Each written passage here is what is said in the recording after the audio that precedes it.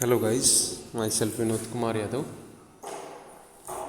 I welcome all of you once again in my online classes of medical surgical nursing.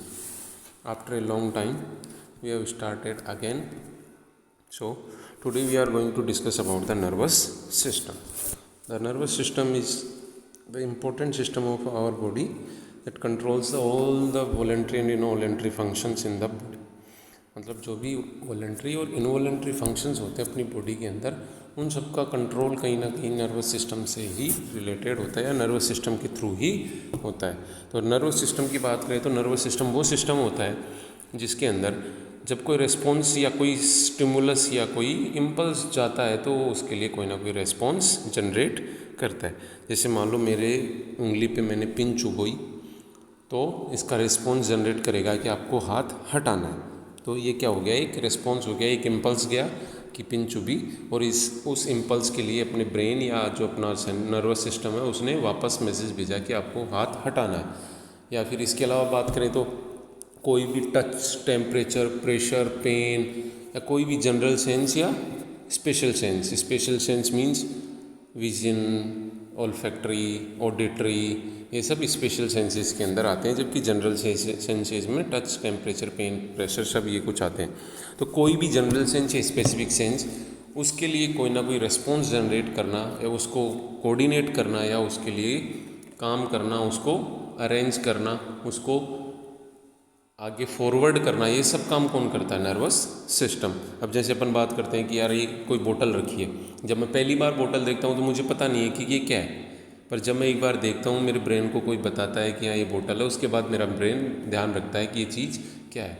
तो क्या होता है, उस जो भी स्टिमुलस या कोई भी एक्सटर्नल स्टिमुलाई अपनी बॉडी के थ्रू या किसी सेंस के थ्रू अपने ब्रेन तक गया, ब्रेन उसको कोऑर्डिनेट करेगा, इंटरमिटेंट करेगा और उसके लिए कोई ना कोई रेस्पॉन्स जनरेट करेगा. तो नर्वस सिस्टम की बात करें तो मेनली नर्वस सिस्टम दो तरह का होता है. नर्वस सिस्टम दो तरह का होता है. पहला सेंट्रल नर्वस सिस्टम और दूसरा पेरिफेरल नर्वस सिस्टम. सेंट्रल और peripheral nervous system. Central nervous system को दो पार्ट्स में डिवाइड किया जाता है. पहला होता है ब्रेन, दूसरा होता है spinal code. Brain and spinal code दो पार्ट्स में डिवाइड. सेंट्रल नर्वस सिस्टम मतलब centre of the nervous system, जहाँ से सारे जो फंक्शंस हैं वो कंट्रोल होते हैं. इसमें ब्रेन है मेनली और कुछ फंक्शंस के लिए स्पाइनल कोड भी रेस्पॉन्सिबल होता है. तो brain and spinal cord are the central nervous system. And peripheral nervous system, जो भी पेरीफ्रीज के अलावा जो ब्रेन से और स्पाइनल कोड से निकलने वाली जितनी भी नर्व्स होती हैं, वो सब क्या कहलाती हैं? पेरिफेरल नर्वस सिस्टम का पार्ट होती है, पेरिफेरल नर्वस सिस्टम कहलाती हैं. अब बात करें अपन तो नर्वस सिस्टम को अपन दो तरह से डिवाइड कर सकते हैं. पहला एनाटॉमिकली और दूसरा फिजियोलॉजिकली. फिजियोलॉजिकली मतलब किस तरह से इसके फंक्शन के बेस पे, और पहला उसकी एनाटॉमी के बेस पे दो अलग अलग पार्ट्स में डिवाइड कर सकते हैं. तो एनाटॉमिकली बात करें अपन सबसे पहले, एनाटॉमिकली अपन कैसे डिवाइड कर सकते हैं नर्वस सिस्टम को. तो एनाटॉमिकली की बात करें तो सबसे पहले central nervous system and peripheral nervous system दो. तो पहले सेंट्रल नर्वस सिस्टम को डिवाइड करते हैं अपन. तो सेंट्रल नर्वस सिस्टम के अंदर अपन ने बात करी दो चीज़ें होती हैं. क्या? पहला होता है ब्रेन एंड दूसरा स्पाइनल कोड. अब स्पाइनल कोड तो एक ही यूनिट है. स्पाइनल कोड का फर्दर डिवाइडेशन अपन on the basis of vertebrae कि वर्टिब्री की लोकेशन के अकॉर्डिंग उसके सामने की जो स्पाइनल कोड है उसको उसके अकॉर्डिंग नाम दिया जाता है. इसके अलावा इसका कोई फर्दर डिवाइडेशन नहीं होता. जबकि अपन ब्रेन को मेनली तीन पार्ट्स में डिवाइड करते हैं. सबसे पहले फोर ब्रेन, फिर mid brain and third hind brain. तीन पार्ट्स में डिवाइड करते हैं, fore brain, mid brain and hind brain. Fore brain का दूसरा नाम प्रोसेनसिफेलोन भी होता है, प्रोसेनसिफेलोन. मिड ब्रेन का मीजेनसिफेलोन और हाइंड ब्रेन का रोम्बेनसिफेलोन,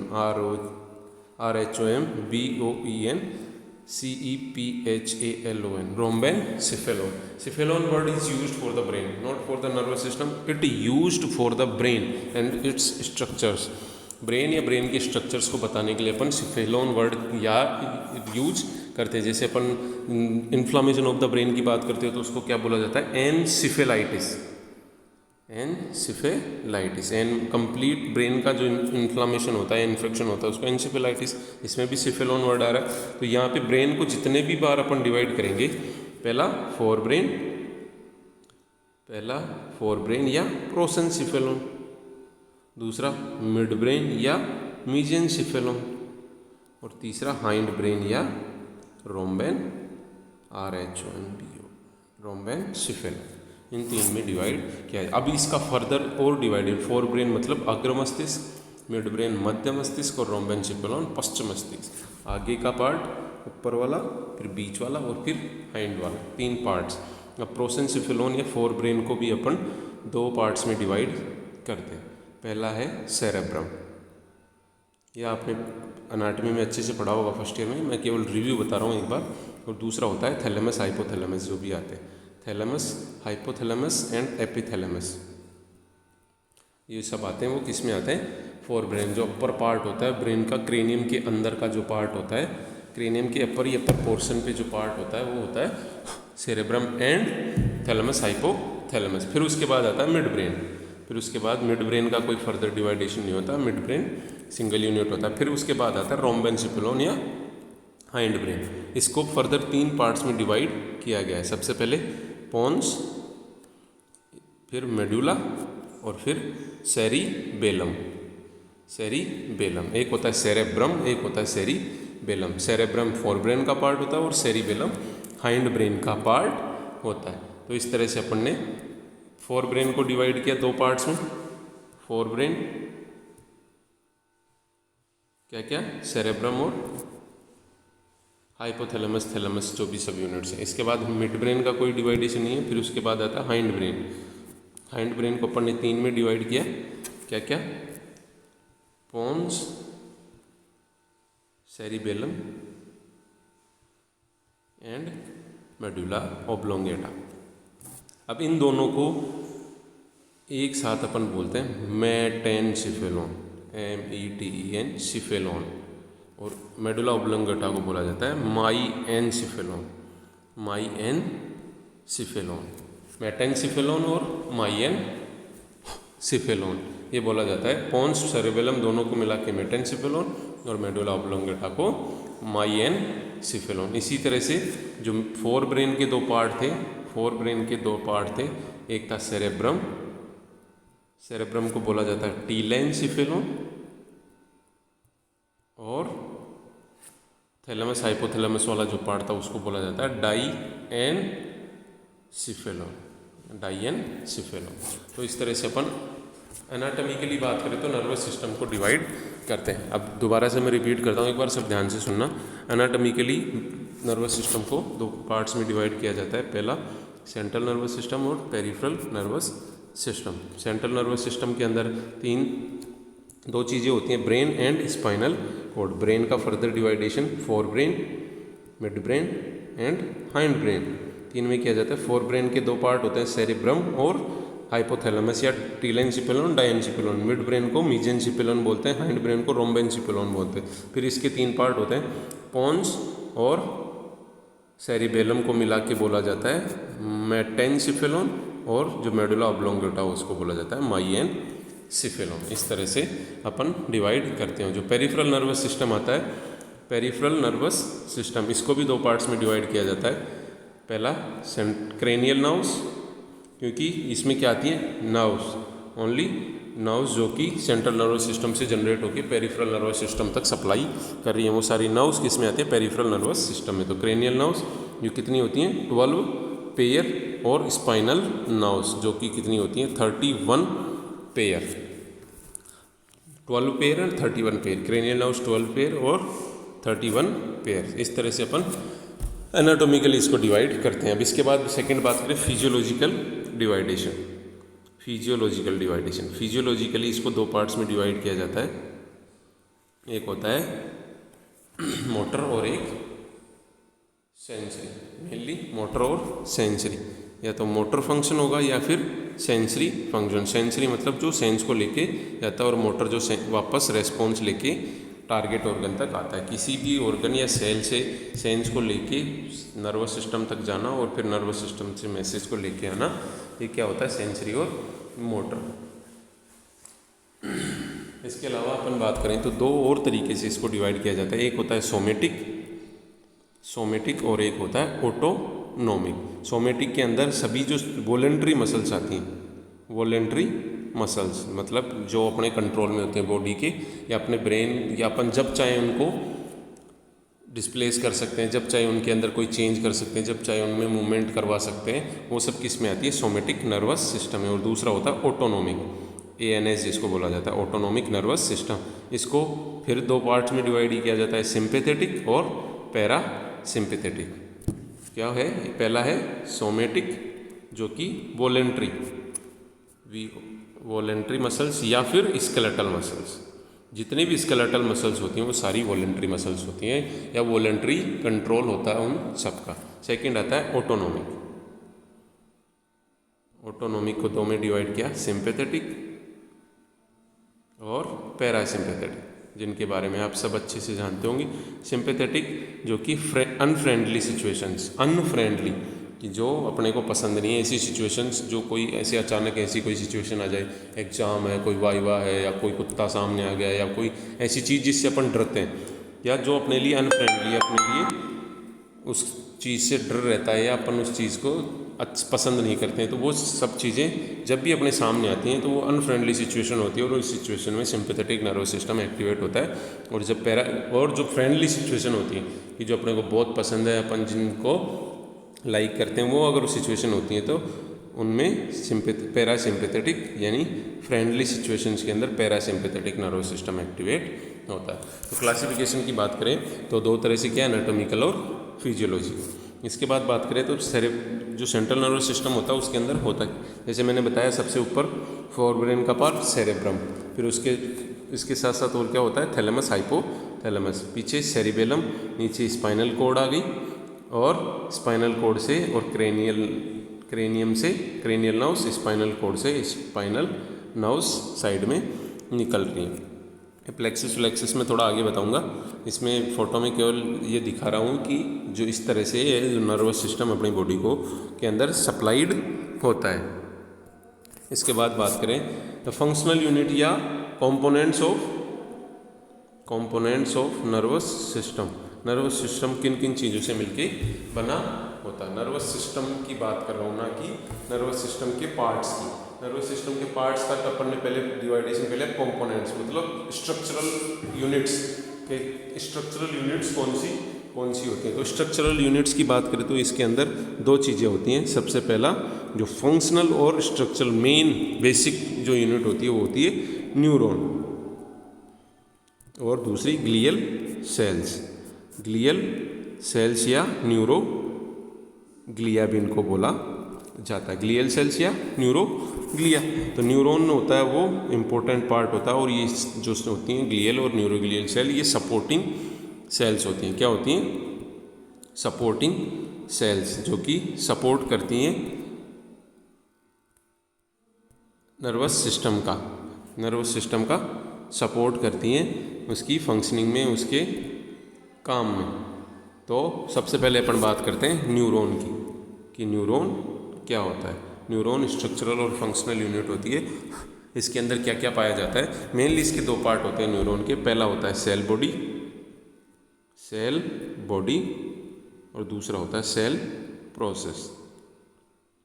cell body and cell process. Cell body के अंदर जो आपको इसमें दिख रहा है फोटो में, ये वाला जो पार्ट है यहाँ से ऊपर का, ये होता है सेल बॉडी, यानी कंप्लीटली ये वाला पार्ट, ये होता है सेल बॉडी। और दूसरी चीज़ होती है सेल प्रोसेस, ये और ये सब सेल प्रोसेस में आता है, और ये सेल बॉडी होती है। अब इसके नोमेनक्लेचर की बात करें तो ये सेल बॉडी के अंदर क्या क्या, ये यहाँ देख रहे हो आप, ये है सेल बॉडी। सेल बॉडी के अंदर न्यूक्लियस पाया जाता है, और इस न्यूक्लियस की एक स्पेसिफिक फीचर होता है। जो नर्वस सिस्टम की सेल्स के अंदर पाया जाने वाला जो न्यूक्लियस होता है, उसका एक स्पेसिफिक फीचर होता है कि इसके अंदर सेंट्रियोल एब्सेंट होता है। सेंट्रियोल अगर एब्सेंट होगा मतलब जो इसके अंदर न्यू जो मटेरियल होता है आरएनए डीएनए उनका डिवाइडेशन नहीं होगा, या वो उनका सेंट्रियोल की बात करते हैं तो क्या होता है, जो क्रोमोजोम्स को पकड़ के और साइड में लेके जाता है, टीलोमियर्स से पकड़ के साइड में लेके जाता है और डिवाइडेशन में हेल्प करता है। तो इसके अंदर सेंट्रियोल एब्सेंट होता है। अगर एब्सेंट होगा मतलब इसका डिवाइडेशन नहीं होगा। फर्दर न्यूरॉन्स जो होते हैं उनका डिवाइडेशन नहीं होता है। एक बार बन गया, वो बन गई सेल, उस सेल से दूसरी सेल डिवाइड होके नहीं बनेगी। अगर कोई नई सेल बनेगी तो वो नई ही बनेगी, उस सेल से दोबारा कोई दूसरी सेल नहीं बनेगी। मतलब इसके अंदर डिवाइडेशन के फीचर्स नहीं होते हैं, एक सेल से दूसरी सेल नहीं बन सकती। इसके बाद सेकंड गोल्जी अपैरेटस होता है। गोल्जी अपैरेटस जो प्रोटीन स्टोरेज का काम करता है। इसके अलावा एंडोप्लाज्मिक रेटिकुलम एब्सेंट होती है, उसको रिजेंबल करता है निजेल्स ग्रेन्यूल्स। इसके अंदर पाए जाते हैं निजेल्स ग्रेन्यूल्स। निजेल्स ग्रेन्यूल्स पाए जाते हैं जो एंडोप्लाज्मिक रेटिकुलम को रिजेंबल करते हैं, उसका काम करते हैं। एंडोप्लाज्मिक रेटिकुलम क्या करती है, प्रोटीन सिंथेसिस का काम करती है। तो इसके अंदर एंडोप्लाज्मिक रेटिकुलम ना होके निसेल्स ग्रेन्यूल्स पाए जाते हैं जो प्रोटीन सिंथेसिस का काम करते हैं। इसके बाद नेक्स्ट इसके अंदर माइटोकॉन्ड्रिया जो कि एनर्जी के लिए।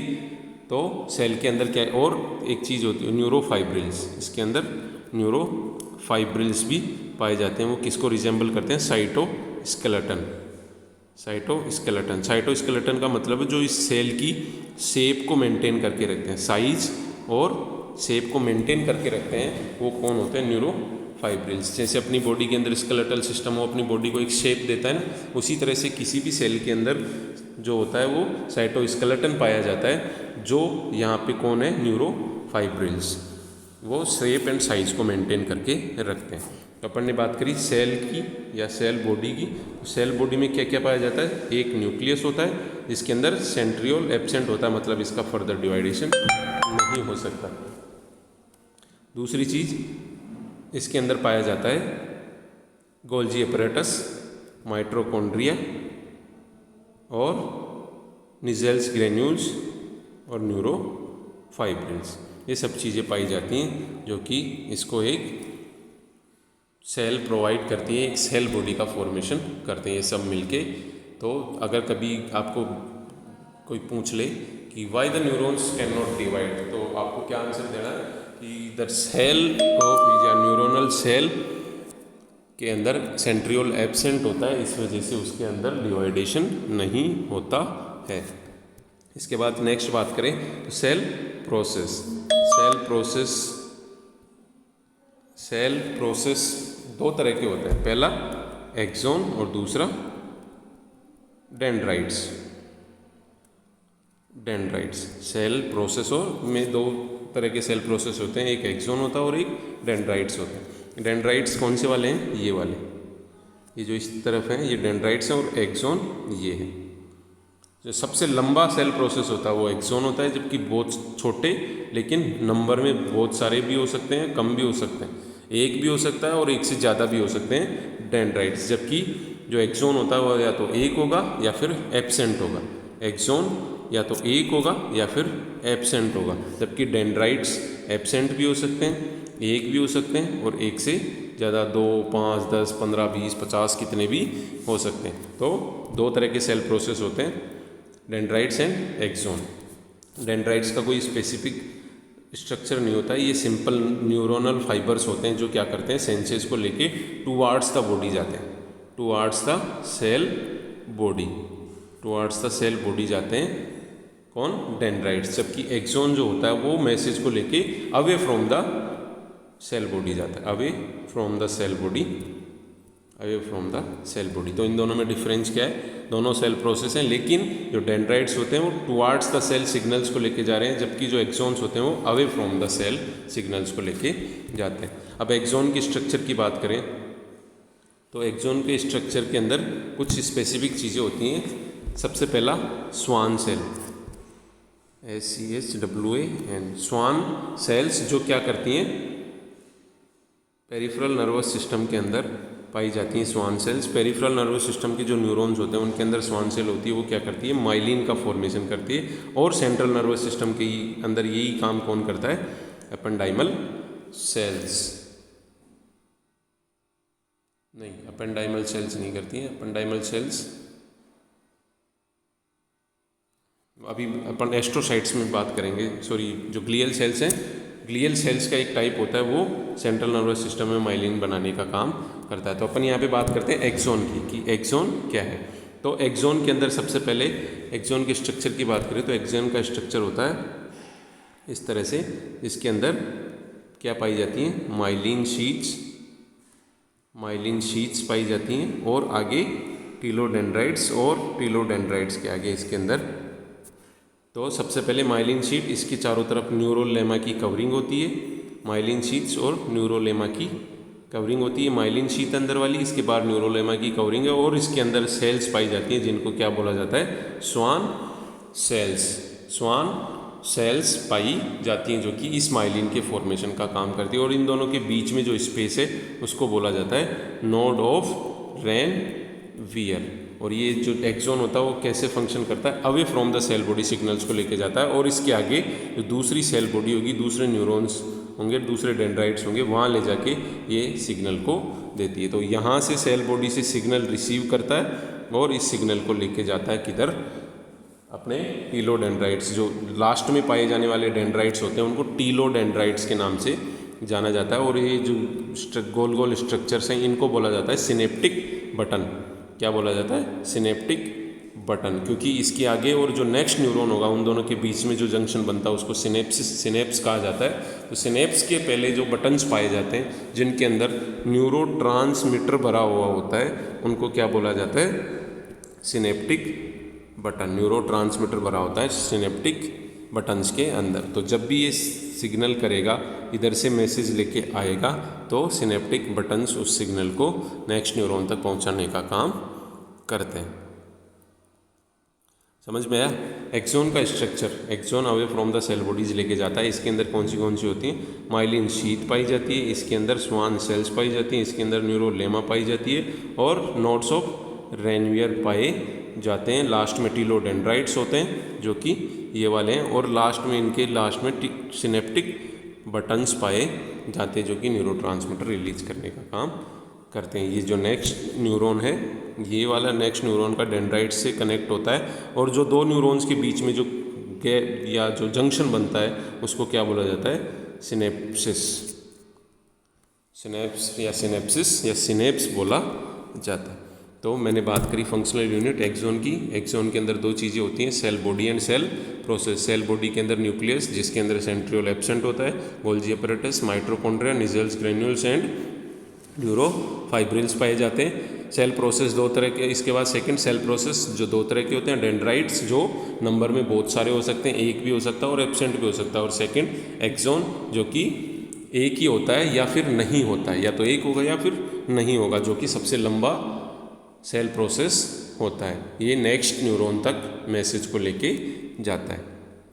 इसके अंदर माइलिन शीथ पाई जाती है, न्यूरोलेमा पाई जाती है, स्वान सेल्स पाई जाती हैं, नोड्स ऑफ रेनवियर पाए जाते हैं, लास्ट में टीलोडेंड्राइट्स होते हैं और सिनेप्टिक बटन्स होते हैं जो कि सिनेप्सिस के अंदर न्यूरोट्रांसमीटर का रिलीज करते हैं। न्यूरोट्रांसमीटर होता है वो एक न्यूरॉन के सिग्नल को दूसरे न्यूरॉन तक ले जाने का काम करता है। अब बात करें माइलिन शीथ। तो माइलिन शीथ इस तरह से अरेंज होती है कि बीच में एक्सोन है, उसके ऊपर चारों तरफ यूँ लपटी हुई होगी, इस स्ट्रक्चर में आपको दिख रहा होगा। ये क्या करती है, जो न्यूरॉन होता है वो बहुत फास्टली या रैपिडली काम करते हैं। जो न्यूरॉन्स होते हैं वो मैसेज को लेके आने का और मैसेज को लेके जाने का, सेंसरी न्यूरॉन्स लेके आएंगे और मोटर न्यूरॉन्स लेके जाएंगे, तो ये काम बहुत फास्ट होता है। इसलिए ये स्ट्रक्चर पाई जाती है ताकि एक साल्टेटरी मूवमेंट होती है, साल्टेटरी सिग्नल मूवमेंट। इसमें क्या होता है, यूँ उछल उछल के मैसेज जाता है, ऐसे सीधा ना जाके और उछल उछल के जाता है ताकि जल्दी से पहुँचे। तो बीच में नोड्स ऑफ रेन्यूअर होते हैं ना, वहाँ से दूसरे नोड ऑफ रेन्यूअर तक, वहाँ से तीसरे नोड ऑफ रेन्यूअर तक मैसेज जाता है। बीच में जो माइलिन शीथ होती है वो एज ए इंसुलेटर काम करती है। किसकी तरह काम करती है, एज ए इंसुलेटर, मतलब इसके अंदर से आप कोई भी सिग्नल पास नहीं कर सकते, आपका मैसेज उछल के या साल्टेटरी मूवमेंट के थ्रू ही नेक्स्ट न्यूरॉन तक या नेक्स्ट नोड ऑफ रेन्यूअर तक पहुंचता है। और इस तरह से साल्टेटरी मूवमेंट या रैपिड मूवमेंट होती है जो एक्सोन के थ्रू आने वाले इम्पल्सेज की, चाहे वो सेंसरी इम्पल्स हो चाहे मोटर इम्पल्स हो। इसके बाद बात करें टाइप्स ऑफ न्यूरॉन की। टाइप्स ऑफ न्यूरॉन, सबसे पहला है यूनिपोलर। यूनी मतलब एक साइड, इसके अंदर केवल एक्सोन है और डेंड्राइट्स या एक ही सेल प्रोसेस है। यूनिपोल मतलब एक साइड सेल है और उसकी दूसरी साइड सेल प्रोसेस है। अब वो डेंड्राइट्स हो सकते हैं या एक्सोन हो सकता है। तो इसके बाद बात करें सेकंड, बाईपोलर मतलब दो साइड में सेल प्रोसेस है और बीच के अंदर क्या है, सेल पाई जाती है। इसके बाद आता है मल्टीपोलर। इसमें एक ही साइड में एक पोल, दूसरा पोल आगे जाके बट रहे, जबकि यहाँ से एक, अभी इसमें देखो, इसमें 1 2 3 4 5 6 7 बहुत सारे सेल प्रोसेस निकल रहे हैं। तो इसको क्या बोला जाता है, multipolar. More than 2 cell process है तो मल्टीपोलर, 2 हैं तो बाईपोलर, एक ही है तो यूनिपोलर। और इसको बोला जाता है शूडो यूनिपोलर। अब इसमें लग तो ऐसे रहा है कि अपने को कि 2 हैं, एक ये और एक ही, लेकिन सेल बॉडी साइड में और उसी के एक ही प्रोसेस के 2 प्रोसेस बन रहे हैं। एक ही प्रोसेस से आगे जाके 2 प्रोसेस बन रहे हैं, तो इसलिए इसको शूडो यूनिपोलर मतलब लग 2 की तरह है लेकिन है एक की तरह लग रहा है, लेकिन ये एक्सोन की तरह काम करेगा और ये डेंड्राइट्स की तरह काम करेगा। मतलब ये सेल मैसेज को लेके आएंगे और ये मैसेज को लेके जाएंगे। है लग ऐसे रहा है कि एक ही सेल था, उससे एक प्रोसेस निकला, उसी से आगे जाके, जैसे इसमें दिख रहा है कि एक प्रोसेस निकला और उससे आगे जाके डिवाइड हो गया, लेकिन इसमें ऐसा नहीं हो रहा है। इसमें क्या हो रहा है, इसमें केवल सेल मैसेज लेके आएगी और वही मैसेज लेके जाएगी, जबकि इसमें क्या हो रहा है, एक तो मैसेज लेके जाएगा और दूसरा मैसेज लेके आएगा। एक मैसेज लेके आएगा और एक मैसेज लेके जाएगा। मतलब एक एज ए डेंड्राइट्स काम करेगा और एक एज ए एक्सोन काम करेगा, इसलिए इसको शूडो यूनिपोलर की लग यूनिपोलर की तरह रहा है लेकिन यूनिपोलर है नहीं। और एक होता है लास्ट एन एक्सोनिक न्यूरॉन। उसका डायग्राम इसमें नहीं, उसमें क्या है, सेल बॉडी है और सिर्फ डेंड्राइट्स है। इसके अंदर एक्सोन जो सबसे लंबा सेल प्रोसेस मैंने बताया वो एब्सेंट होता है। एन एक्सोनिक, एन मतलब एब्सेंट, एक्सोन एब्सेंट होता है, इसलिए इसको एन एक्सोनिक न्यूरॉन के नाम से जाना जाता है। इसके बाद बात करें तो सपोर्टिंग सेल्स, न्यूरॉन हो गया। इसके बाद बात करते हैं सपोर्टिंग सेल्स की। सपोर्टिंग सेल्स मेनली 4 टाइप की होती हैं। सबसे पहले बात करें ओलिगोडेंड्रोसाइट्स क्या करती हैं, करते हैं अपन एपेंडाइमल सेल्स अपनी बॉडी की जो कैविटीज़ होती हैं, या ब्रेन के अंदर जो कैविटीज़ पाई जाती है, या इनको वेंट्रिकल्स बोला जाता है। वेंट्रिकल्स 4 होते हैं। 4 तब जो वेंट्रिकल्स पाए जाते हैं, उनकी जो कैविटीज़ होती हैं, उनकी लाइनिंग बनाने का काम कौन करती है, जो न्यूरोग्लियाज हैं, ये भी 2 तरह की बताई हैं। कौन सी, एक जो सेंट्रल नर्वस सिस्टम के अंदर पाई जाती हैं और दूसरी जो पेरिफेरल नर्वस सिस्टम के अंदर पाई जाती है। तो सेंट्रल नर्वस सिस्टम के अंदर सबसे पहले एपेंडाइमल सेल्स, जो ब्रेन के वेंट्रिकल्स की लाइनिंग, ब्रेन के वेंट्रिकल्स जो होते हैं 4, उन चारों वेंट्रिकल्स की लाइनिंग या अंदर की कैविटी होती है, वो एक जिसके अंदर CSF का फ्लो होता है, तो CSF के फॉर्मेशन में भी हेल्प करती हैं और साथ में ब्रेन की कैविटीज़ की लाइनिंग का फॉर्मेशन भी करती हैं। कौन, ependymal cells are the epithelial lining of brain cavities. इसके बाद सेकेंड बात करें ओलिगोडेंड्रोसाइट्स क्या करती हैं, जो काम Schwann cells peripheral nervous system के अंदर करती हैं, वो ओलिगोडेंड्रोसाइट्स करते हैं सेंट्रल नर्वस सिस्टम के अंदर।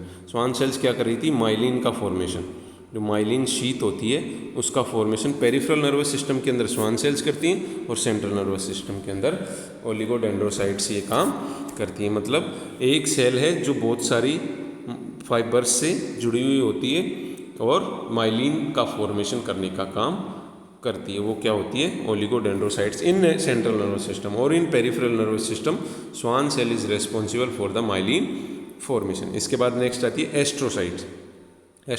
इसका इसलिए नाम दिया गया है क्योंकि ये स्टार शेप की होती है, स्टार की तरह इसकी शेप होती है, इसलिए इसको एस्ट्रोसाइट नाम दिया गया है। ये क्या काम करती है, ब्लड ब्रेन बैरियर का काम करती है, ब्लड ब्रेन बैरियर बनाने का काम करती है। ये क्या होती है, इसकी जो लास्ट टर्मिनल पॉइंट्स हैं उनमें हल्की सी स्वेलिंग टाइप स्ट्रक्चर पाई जाती है, जैसा कि आप फोटो में देख पा रहे हैं।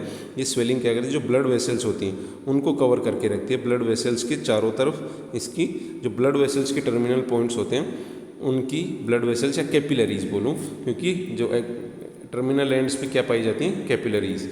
तो कैपिलरीज का जो एंड पॉइंट होता है उसको ओवरलैप करके रखती हैं और जो ब्रेन की से को होने वाली ब्लड सप्लाई, इधर से ब्लड आ रहा है, ये कैपिलरी है, ये इधर एस्ट्रोसाइट का एंड पॉइंट है जहाँ पे एक स्वेलिंग पाई जाती है। तो इन यहाँ पे एक ब्लड ब्रेन बैरियर, मतलब ब्लड में पाया जाने वाला हर कंटेंट ब्रेन तक ना पहुँचे, इसके लिए एक बैरियर फॉर्मेशन करती है। वो कौन करती है? एस्ट्रोसाइट्स, ताकि केवल जो सेलेक्टिवली चीज़ें हैं, न्यूट्रिएटिव चीज़ें हैं, वो ही ब्रेन तक पहुंच पाए, हर कोई चीज़ ब्रेन तक ना जा पाए। इन्फेक्शन या अदर कोई सेल्स वो ब्रेन तक अगर चलेगी तो ब्रेन डैमेज कर सकती हैं। इसलिए ब्रेन को ब्लड ब्रेन बैरियर का फॉर्मेशन करने में कौन हेल्प करती हैं? एस्ट्रोसाइट्स। जो सैटेलाइट सेल्स होती हैं और जो माइक्रोग्लिया सेल्स होती हैं, वो दोनों एक दूसरा काम करती हैं। ये क्या काम करती हैं? डिफेंस का काम करती हैं, डिफेंस का काम करती हैं। अगर कोई इन्फेक्शन, इन्फ्लामेशन, फॉरेन पार्टिकल अगर आया है तो उसका फैगोसाइटोसिस, ये जो मोनोसाइट सेल्स होती हैं उनको रिजेंबल करती हैं। जो मोनोसाइट्स होती हैं ब्लड के अंदर, उनको रिजेंबल करने का काम कौन करती है? माइक्रोग्लिया और सैटेलाइट सेल्स, जो कि डिफेंस का काम करती हैं फैगोसाइटोसिस करके। कोई भी फॉरेन पार्टिकल जो ब्रेन के अंदर या central nervous system, peripheral nervous system के अंदर आया, उसको डिस्ट्रॉय करके और ख़त्म करने का काम करती हैं। तो ये न्यूरोग्लियल सेल्स है, जिनको अपन ने सपोर्टिंग सेल्स के या ग्लियल सेल्स का नाम दिया था। तो जो कंपोनेंट्स की बात करें तो दो तरह के कंपोनेंट्स होते हैं, एक न्यूरॉन और दूसरा ग्लियल सेल्स। न्यूरॉन जो अपन ने पढ़ा कि जो फंक्शनल और स्ट्रक्चरल यूनिट होती हैं, और ग्लियल सेल्स जो कि सपोर्टिंग सेल्स होती है, हेल्प करती हैं सेंट्रल नर्वस सिस्टम या नर्वस सिस्टम के फॉर्मेशन में। इसके बाद जो मैंने क्लासिफिकेशन बताया था अभी, at the time of birth या in the developmental stage, birth से पहले फिटल डेवलपमेंट जो होता है उसके अंदर क्या क्या पाया जाता है। सबसे पहले मैंने बताया प्रोसेंसिपेलोन, मीजेंसिपेलोन और रोम्बेनसिपेलोन, जो तीन पार्ट्स होते हैं। तीन ब्रेन के जो मेनली डिवाइडेशन किया था अपन ने, प्रोसेन फोर ब्रेन, मीजेन मिड ब्रेन और रोम्बेन हाइंड ब्रेन। अब अपन ने प्रोसेंसिपेलोन को दो पार्ट किए थे, टीलेंसिपेलोन या सेरेब्रम, और डायंसिपेलोन मतलब थैलेमस हाइपोथैलेमस। उसके बाद अपन मैंने बताया था मेटेंसिपेलोन, जिसके अंदर क्या क्या था? पोन्स था और सेरिबेलम था, और मायेंसिपेलोन के अंदर मेडुला ऑब्लोंगेटा था। मिड ब्रेन का कोई फर्दर डिवाइडेशन नहीं होता है, और लास्ट में स्पाइनल कॉर्ड। तो जो सेंट्रल नर्वस सिस्टम का क्लासिफिकेशन बताया था, ब्रेन, सेंट्रल नर्वस सिस्टम में ब्रेन का जो क्लासिफिकेशन था, और दूसरा क्लासिफिकेशन स्पाइनल कॉर्ड। तो ब्रेन ये पूरा यहाँ से यहाँ तक का ब्रेन है। इसमें इसको क्या बोला जाता है? मिड ब्रेन और हाइंड ब्रेन को मिला के क्या बोला जाता है? ब्रेन स्टेम का नाम दिया गया है। तो prosencephalon, mesencephalon, rhombencephalon, fore brain, mid brain, hindbrain. Forebrain के दो पार्ट, टीलेंसिपेलोन, डायंसिपेलोन। टीलेंसिपेलोन में सेरेब्रम आता है और डायंसिपेलोन में थैलेमस हाइपोथैलेमस आता है। मीटेंसिपेलोन के अंदर पोन्स एंड सेरिबेलम आते हैं, और मायेंसिपेलोन के अंदर मेडुला ऑब्लोंगेटा आता है, और लास्ट में स्पाइनल कॉर्ड। अब सबसे पहले अपन बात करते हैं first part of the brain. Brain की क्लासिफिकेशन में अपन ने सेरेब्रम पढ़ा सबसे पहले। तो सेरेब्रम क्या होता है? सेरेब्रम दो पार्ट्स में, दो हेमिस्फेयर पाए जाते हैं सेरेब्रम के, दो हेमिस्फेयर, मतलब जो ब्रेन होता है वो बीच में से वर्टिकली डिवाइडेड होता है, और उसके दो पार्ट पाए जाते हैं। ये वर्टिकल डिवाइडेशन, दो हेमिस्फेयर पाए जाते हैं, एक इस साइड और एक इस साइड। दो हेमिस्फेयर होते हैं, वो आपस में एक दूसरे से कनेक्टेड नहीं होते हैं, एक दूसरे से सेपरेटेड होते हैं थ्रू द फाल्क्स सेरेब्राई। फाल्क्स सेरेब्राई नाम का एक सेप्टम होता है, जो दोनों को एक दूसरे से अलग करके रखता है। अगर अलग नहीं होंगे तो अपन जो बोलते हैं ना, तुमने पढ़ा होगा कि जो right side of the body होती है वो लेफ्ट साइड से कंट्रोल होती है, और जो left side of the body होती है वो राइट साइड से कंट्रोल होती है। तो अगर ये डिवाइडेड नहीं हो तो ये वाला सिस्टम भी नहीं बनेगा। इसलिए इन दोनों को आपस में डिवाइड करके कौन रखता है? फाल्क्स सेरेब्राई। और इन दोनों के आपस में कनेक्शन होता है थ्रू द ट्रांसवर्स फाइबर्स, या फिर उनको क्या बोला जाता है? कमिसरेबल फाइबर्स। कमिसरेबल फाइबर्स, जो कि सबसे इम्पोर्टेंट जो फाइबर होता है, जो कि दोनों हेमिस्फेयर्स, जो राइट हेमिस्फेयर और लेफ्ट हेमिस्फेयर दोनों को जोड़ के रखता है, वो कौन होता है? Corpus callosum. कॉर्पस कैलोसम एक कमिसरेबल या ट्रांसवर्स फाइबर, ट्रांसवर्स मतलब आड़ा, जो एक सेरेब्रम को दूसरे सेरेब्रम से कनेक्ट करके रखता है, वो कौन होता है? Corpus callosum. तो सेरेब्रम का डिवाइडेशन, दो हेमिस्फेयर पाई जाती है, एक लेफ्ट एक राइट, दोनों एक दूसरे से सेपरेटेड होते हैं थ्रू द फाल्क्स सेरेब्राई, और दोनों एक दूसरे से कनेक्टेड होते हैं थ्रू द कॉर्पस कैलोसम। इसके बाद बात करें तो इसके 4 लोब होते हैं। सेरेब्रम के 4 लोब पाए जाते हैं। सबसे पहले frontal lobe, parietal lobe, occipital lobe and temporal lobe. ये 4 लोब पाए जाते हैं सेरेब्रम के। सेरेब्रम के 4 लोब कौन से? Frontal, parietal, temporal and occipital. अभी जो इनका डिवाइडेशन होता है वो किसके द्वारा होता है? Through the sulcus. इनके बीच में जो सेप्टम पाया जाता है, जो फ्रंटल टेम्पोरल को अलग करता है, टेम्पोरल ऑक्सीपिटल को अलग करता है और फ्रंटल और पैराइटल को अलग करता है, वो उनके बीच में क्या पाए जाते हैं? सल्कस पाए जाते हैं। तो सबसे पहला सल्कस होता है सेंट्रल सल्कस। सेंट्रल सल्कस जो किस किस के बीच में होता है? फ्रंटल लोब और पैराइटल लोब के बीच में, ये आपको दिख रहा है सेंट्रल सल्कस। इसके बाद फ्रंटल और टेम्पोरल के बीच में जो होता है ये वाला सल्कस, इसको कहते हैं लेटरल सल्कस। Lateral sulcus. और जो पैराइटल और ऑक्सीपिटल के बीच में होता है, पैराइटल और ऑक्सीपिटल के बीच में होता है, इसको बोला जाता है पैराइटो ऑक्सीपिटो सल्कस।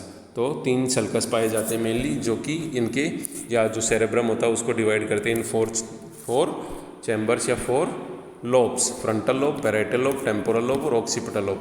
फ्रंटल और पैराइटल के बीच में पाया जाता है सेंट्रल सल्कस, फ्रंटल और टेम्पोरल के बीच में पाया जाता है लेटरल सल्कस, और पैराइटल और ऑक्सीपिटल के बीच में पाया जाता है पैराइटो ऑक्सीपिटो सल्कस। अब ये स्ट्रक्चर जो आपको दिख रही है ग्रीन, ये स्ट्रक्चर है कॉर्पस कैलोसम। कॉर्पस कैलोसम जो कि एक तरफ के पार्ट को दूसरी तरफ के पार्ट से जोड़े रखती है। अब इसमें बात करें function of the cerebrum. Cerebrum के क्या क्या काम होते हैं, तो मैं जनरली काम जो स्पेशल फंक्शन है उन पे ही जा रहा हूँ, जनरल फंक्शंस में नहीं जा रहा हूँ। सबसे पहले जो स्पेशल सेंस और जनरल सेंस, स्पेशल सेंस और जनरल सेंस, 2 तरह के सेंस होते हैं। मैंने सेंसरी में तुम्हें डिवाइडेशन नहीं बताया। सेंसरी जो फंक्शन बताए थे मैंने, सेंसरी और मोटर, सेंसरी के 2 टाइप होते हैं, एक तो जनरल सेंस और एक special sense. General sense means जो जनरली बॉडी के किसी भी पार्ट से फील किए जा सकते हैं, बॉडी के किसी भी पार्ट से। जैसे मैं उंगली को दबाऊं तो प्रेशर फील होगा, मेरे पाम को दबाऊं तो प्रेशर फील होगा, मेरे चिक्स पे दबाऊं तो भी प्रेशर फील होगा, मेरे एब्डोमेन पे दबाऊं तो भी प्रेशर फील होगा। मतलब बॉडी के किसी भी पार्ट से अपन वो चीज़ फील कर सकते हैं। टेम्परेचर है, टच है, प्रेशर है, पेन है, वो बॉडी के हर पार्ट से अपन फील कर सकते हैं। लेकिन जो स्पेशल सेंस होते हैं वो किसी ना किसी स्पेसिफिक ऑर्गन के द्वारा ही अपन सेंस कर सकते हैं। जैसे विजन है वो केवल आई से हो सकता है, हियरिंग है वो केवल ईयर से हो सकती है, ऑल्फैक्टरी वो केवल नोज से हो सकती है, टेस्ट है वो केवल टंग से हो सकता है। तो ये स्पेशल सेंस होते हैं। तो सारे जनरल सेंस और सारे स्पेशल सेंसेस, इनका कंट्रोल कहाँ से होता है? सेरेब्रम से। इसके अलावा मेमोरी, इंटेलेक्चुअल थिंकिंग, ये भी सेरेब्रम कंट्रोल करता है। तो अपन बात करते हैं सबसे पहला एरिया सेंट्रल सल्कस के पास के, या सबसे पहले अपन बात करते हैं फ्रंटल लोब में कौन से फंक्शन पाए जाते हैं। जो फ्रंटल लोब आपने बताया था, इस लोब के अंदर कौन से फंक्शन पाए जाते हैं। सबसे पहला जो सेंट्रल सल्कस होता है, इसके जस्ट आगे, सेंट्रल सल्कस के जस्ट आगे का जो एरिया होता है, सेंट्रल सल्कस के जस्ट आगे का जो एरिया होता है, ये है सेंट्रल सल्कस। इसके जस्ट आगे का ये जो एरिया है, इसको बोला जाता है pre central sulcus, pre central sulcus या मोटर एरिया, या motor area, pre central sulcus या मोटर एरिया। पहला एरिया प्री मोटर एरिया जो सेंट्रल सल्कस के जस्ट आगे, सेंट्रल सल्कस और इसके जस्ट आगे पाया जाता है। 1 नंबर मोटर एरिया। अब 2 नंबर जो इसके जस्ट आगे पाया जाता है, ये वाला 2 नंबर एरिया जो इसके जस्ट आगे पाया जाता है, इसको बोलते हैं pre motor area. Pre motor area, motor मतलब जो मोटर एक्टिविटीज़ होती है, मोटर रेस्पॉन्स जो भी जा रहा है वो सब मोटर एरिया से। और जो प्री मोटर एरिया होता है, इसके अंदर प्लानिंग होती है मोटर एरिया की, कि क्या काम किया जाएगा, उसकी प्लानिंग कहाँ पे होगी, प्री मोटर एरिया। अब मैंने बताया एक होता है प्री सेंट्रल सल्कस और एक प्री मोटर एरिया। तो सेंट्रल के जस्ट आगे प्री मोटर के जस्ट आगे, sorry motor area, central sulcus के जस्ट आगे प्री सेंट्रल सल्कस या मोटर एरिया, और मोटर एरिया के जस्ट आगे प्री मोटर एरिया। मतलब आगे के पार्ट को अपने प्री के नाम से डिवाइड किया। तो प्री पे भी ना जाके अपन सीधे बात करें तो पहला एरिया मोटर एरिया, पहला एरिया मोटर एरिया 1 नंबर। दूसरा प्री मोटर एरिया, फिर इसके बाद थर्ड आता है ब्रोकाज एरिया। ब्रोकाज एरिया, ये फ्रंटल लोब की बात कर रहा हूँ मैं। ब्रोकाज एरिया ये क्या होता है? वॉलेंट्री स्पीच, वॉलेंट्री स्पीच के लिए रेस्पॉन्सिबल होता है, वॉलेंट्री स्पीच। फिर इसके बाद आता है नेक्स्ट प्री सेंट्रल या pre frontal area. Pre frontal area जो कि इंटेलेक्चुअल थिंकिंग, इंटेलेक्चुअल थिंकिंग, जो सोचने समझने की पावर या इंटेलिजेंसी या कॉमन सेंस, आईडी, वो जो भी अपन इंटेलेक्चुअलिटी की बात करते हैं वो सब intellectual thinking, intellectual perception, intellectual thoughts, वो सब कहाँ से कंट्रोल होती हैं? प्री फ्रंटल एरिया, मतलब फ्रंटल लोब का सबसे आगे वाला पार्ट प्री फ्रंटल एरिया होता है। तो मैंने 4 एरिया बताए हैं फ्रंटल लोब के अंदर।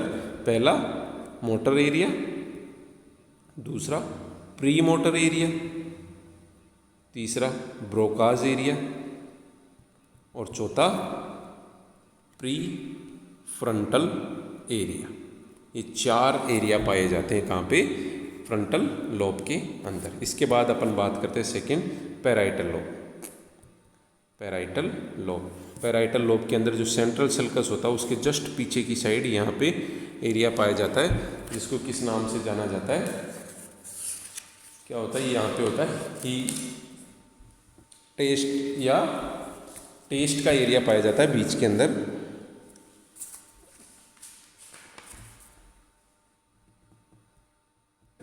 ये जो पीछे की साइड वाला जो एरिया है ये ब्लूइश ब्लूइश पाया जा रहा है। ब्लूइश, ये जो ब्लू एरिया दिख रहा है आपको, ये होता है सोमेटो सेंसरी या सोमेटो सेंसरी या इनवॉलेंट्री स्पीच, या जिसकी बात करें अपन सोमेटो सेंसरी, सोमेटिक जो या वॉलेंट्री फंक्शंस जो होते हैं, वॉलेंट्री सेंसरी एरिया जो होते हैं वो कहाँ से कंट्रोल होते हैं?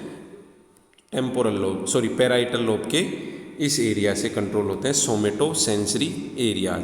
फिर इसके बाद नेक्स्ट एरिया आता है टेस्ट एरिया, जो यहाँ पे आपको ग्रे कलर का सा जो डॉट दिख रहा है बीच के अंदर, बीच में ये होता है टेस्ट के लिए एरिया। फिर इसके बाद नेक्स्ट आता है ये वाला वर्निक्स एरिया, वर्निक्स, जिसको वर्निक्स एरिया के नाम से जाना जाता है, वर्निक्स एरिया के नाम से जाना जाता है, जो कि सेंसरी स्पीच के नाम के लिए रेस्पॉन्सिबल होता है।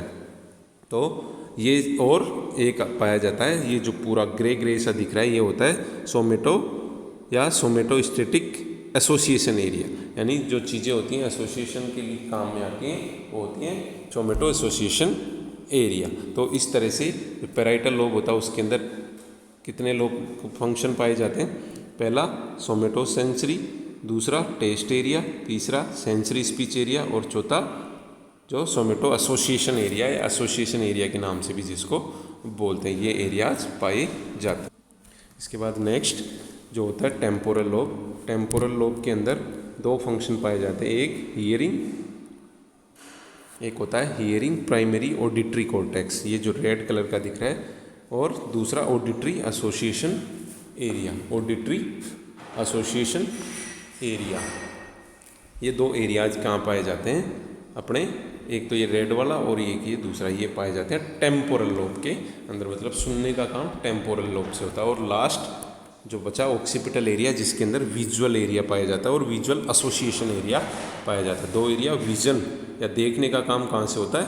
ऑक्सीपिटल लोब से, और इसका एसोसिएशन का काम यहाँ से होता है, और हियरिंग का एसोसिएशन होता है, और साथ में यहाँ पे ओल्फैक्टरी फंक्शन भी पाया जाता है। ओल्फैक्शन मतलब सूंघने का, या जो ओल्फैक्टरी फंक्शन होता है वो भी कहाँ पे होता है? टेम्पोरल लोब के अंदर। अब मैं एक बार रिपीट कर देता हूँ सारे एरिया। सबसे पहले फ्रंटल लोब में मोटर एरिया जो मोटर फंक्शंस के लिए, दूसरा प्री मोटर जो कि प्लानिंग ऑफ मोटर एरिया होती है, तीसरा ब्रोकाज एरिया जो मोटर स्पीच एरिया या वॉलेंट्री स्पीच एरिया कहलाता है, और चौथा प्री फ्रंटल एरिया जो इंटेलेक्चुअल थिंकिंग के काम आता है। इसके बाद नेक्स्ट टेम्पोरल लोब, जिसमें 4 एरिया है। पहला प्राइमरी सोमेटोस्टेटिक एरिया या प्राइमरी सोमेटो सेंसरी एरिया जिसको बोला जाता है, सोमेटो सेंसरी एरिया। फिर उसके बाद टेस्ट एरिया, उसके बाद वर्निक्स एरिया जो सेंसरी स्पीच के लिए रेस्पॉन्सिबल है, और association area, somato sensory association area, ये पाए जाते हैं पैराइटल लोब के अंदर। इसके बाद नेक्स्ट आता है टेम्पोरल लोब, जिसके अंदर प्राइमरी एसोसिएशन एरिया या ऑडिटरी एसोसिएशन एरिया या ऑडिटरी एरिया, और साथ में ओल्फैक्टरी एरिया भी इसी के अंदर पाया जाता है। और ऑक्सीपिटल लोब होता है उसके अंदर विजुअल एरिया और विजुअल एसोसिएशन एरिया पाया जाता है। तो ये सेरेब्रम के फंक्शन।